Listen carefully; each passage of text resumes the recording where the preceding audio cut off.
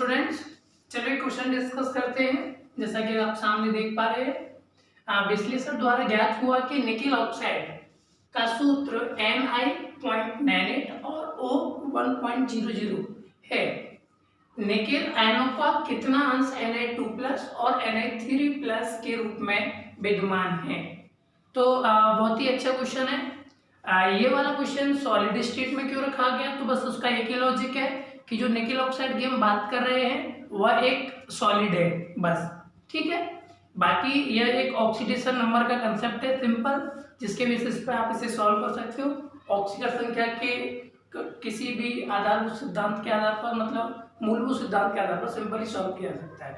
ठीक है, मतलब ऑक्सीकरण संख्या का कंसेप्ट लगाएंगे, आंसर आ जाएगा, सिंपल है।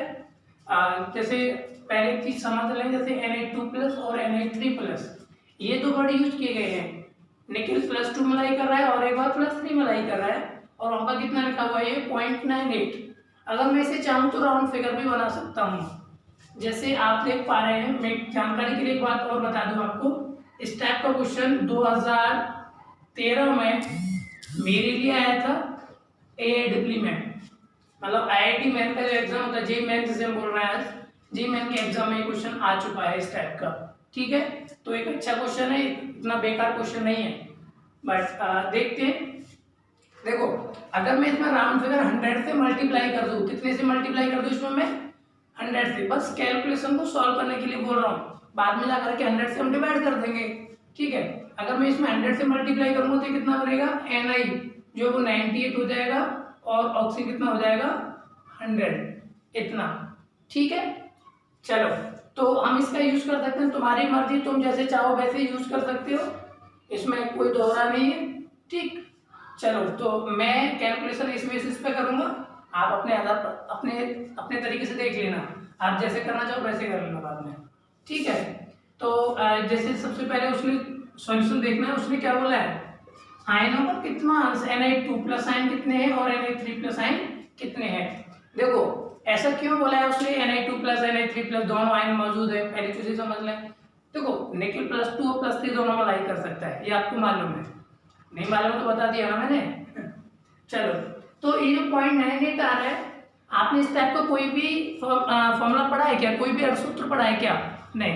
जब भी हम बात करते तो राउंड फिगर बात करते, और राउंड फिगर में भी मैं आपको सरलतम सूत्र की बात कराता हूँ। सरलतम सूत्र का मतलब होता था, उसको हम 2, 3, 4 जितना भी नंबर होता था जिससे डिवाइड हो सकता है, पॉसिबल है, हम उसे उतना ही डिवाइड कर लेते हैं, मतलब जितना सिंपल कर सकते हैं उतना सिंपल बनाते हैं। अब ये 0.98, आप एक बात सोच करके बताइए कि क्या निकेल 0.98 इतने परमाणु इकट्ठे हो सकते हैं, 0.98 परमाणु नहीं भाई।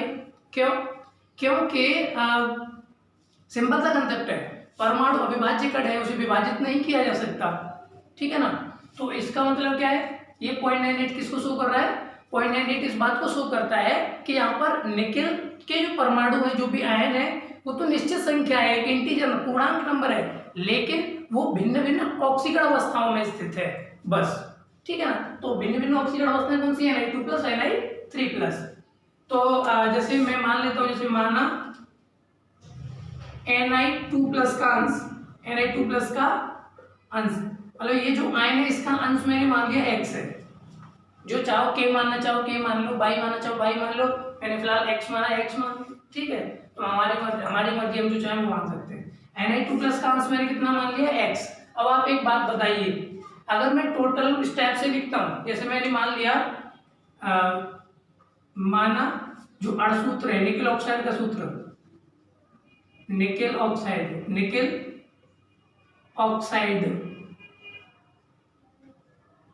का सूत्र, वो इतना उतना न होकर के इतना है, इतना मैं यहाँ बोल रहा हूँ, निकेल 98 और ऑक्सीजन 100। भाई मैं इसमें 100 से गुणा कर रहा हूँ, तुम इससे रोक नहीं सकते हो मुझे। मैंने यहाँ पर भी माना वर्ड यूज कर दिया, इसीलिए माना, इसीलिए क्योंकि मैं यहाँ पर 100 से मल्टीप्लाई करके लिख रहा हूँ, था कितना, इतना था। ठीक, मल्टीप्लाई करके लिखा है, इसीलिए मैं यहाँ पे इतना लिख रहा हूँ उसे, माना वर्ड। अब आप एक बात बताओ, जैसे Na2+ को मैंने मान लिया x, कितना मान लिया, x, तो निकेल टोटल है कितना, निकेल आयन टोटल कितने, 98 है, मतलब निकेल के परमाणु कितने हैं, 98। अगर निकेल के टोटल परमाणु 98 है तो डेफिनेटली आयन भी 98 होंगे। उसमें से मैंने Na2+ को तो मान लिया x, Na2 प्लस को कितना मान लिया x। जब Na2 प्लस x है इसमें से घटा दोगे तो बाकी कौन बचेगा Na3 प्लस बचेगा। मतलब Na3 प्लस का अंश कितना मान लिया Na3 प्लस का अंश होगा कितना 98 माइनस एक्स। नहीं ये बात समझ में? भाई देखो मेरी बात ध्यान से सुनो, इसमें Na2 प्लस और Na3 प्लस दोनों मौजूद हैं और उसमें से अगर मैं एक को x मान लेता हूं तो दूसरा कितना बचेगा 98 माइनस एक्स। सिंपल सी बात है ना भाई, ये दो पार्ट है, इन दोनों को जोड़ करके देखो कितना लेगा x प्लस कितना 98 माइनस एक्स। इन दोनों को जब जोड़ोगे तो x कट नहीं जाएगा, सिंपल है। तो छोटी सी बात है, Na2 प्लस को अगर मैं x मान लेता हूं तो Na3 प्लस कितना बचेगा 98 माइनस एक्स। भाई 98 में से x को उड़ाने पर जो बचेगा वो Na3 प्लस आई नहीं तो होगा, सिंपल। अंश का मतलब यहाँ पर भिन्न भी होता है, आप लोग जानते हो इस बात को। जैसे मोल प्रभाज वर्ड जो यूज कर देते हैं प्रभाज, अंश की जगह प्रभाज वर्ड भी यूज कर सकता है, भाग भी बोल सकता है कि कितने भाग मौजूद है, कितना अंश बोला है, तो वो जैसे बोल रहा है ठीक है। तो मैंने इसे x मान लिया, इसे 98 माइनस एक्स मान लिया, ठीक है ना। इसको मैं इस फॉर्म में लिख सकता हूँ, इसमें कोई दिक्कत नहीं थी। आप चाहो तो 0.98 की फॉर्म में सॉल्व कर सकते हो, मैं मना नहीं कर रहा हूँ। मुझे दशमलव से थोड़ा डर लग रहा था इसीलिए मैंने ऐसा कर लिया। चलो क्या बात करो, तुम्हें डर भी लगता है? हाँ डर सबको लगता है। देखो अब यहाँ पर ऑक्सीकरण संख्या वाला आप कंसेप्ट लगा दीजिए। देखो ऑक्सीजन की ऑक्सीकरण संख्या, ऑक्सीजन की ऑक्सीकरण संख्या कितनी होती है सबको मालूम है, नहीं मालूम हो तो वो लिख लीजिएगा, वो -2 होती है। ऑक्सीडेशन नंबर ऑफ ऑक्सीजन कितना -2। अब आप इसे सिंपल सॉल्व कर सकते हो, कैसे करोगे जी? देखो जैसे कितना लिखा हुआ है Ni 98 था और वो कितना है 100 है, ऑक्सीजन कितना है 100 में, इतने में बात कर रहे हैं। देखो निकेल का अंश कितना है 2 प्लस वाले का x है, 2 प्लस वाले का कितना है x, तो आप क्या करोगे 2 इंटू एक्स प्लस इसी के अंदर, और 3 प्लस वाले का कितना है ये, तो 3 इंटू कितना 98 माइनस एक्स, 98 माइनस एक्स। अभी तो मुझे यहाँ पे रोक सकते हो, तुम्हारा डाउट हो सकता है ये करने क्या जा रहे हो तुम, मेरी बात सुनो ठीक से। जैसे आप CH4 लिखा हुआ है और मैं आपसे पूछूं कार्बन की ऑक्सीकरण संख्या बताओ, तो तुम क्या करते थे, इसकी ऑक्सीकरण संख्या यहाँ पर x मान लेते थे, हाइड्रोजन की कितनी होती है +1 और इंटू कितना 4 किया और इक्वल्स टू कितना 0 कर दिया, तो कितना हो गया यहाँ से 4 1 4 प्लस के 4 आएंगे बराबर 0, तो x कितना हो गया यहाँ से -4 हो जाता था। कुछ आप ऐसा ही तो करते थे, सिंपल वही आपको यहाँ करना है।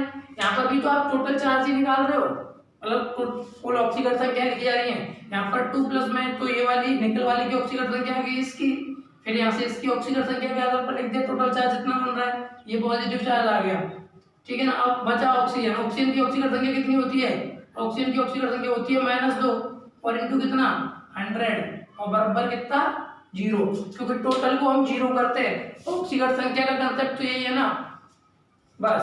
तो यहाँ पर टोटल पॉजिटिव चार्ज आ गया, फिर नेगेटिव चार्ज आ गया, टोटल 0 होता है किसी भी अणु में, कुल आवेश शून्य होता है ना, इसीलिए।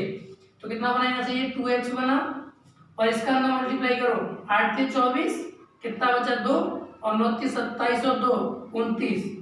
कोई दिक्कत किसी को? देख लो एक बार और, 8 से 24 के 4 हासिल 2 और 9 से 27 और तो 29, ठीक है ना।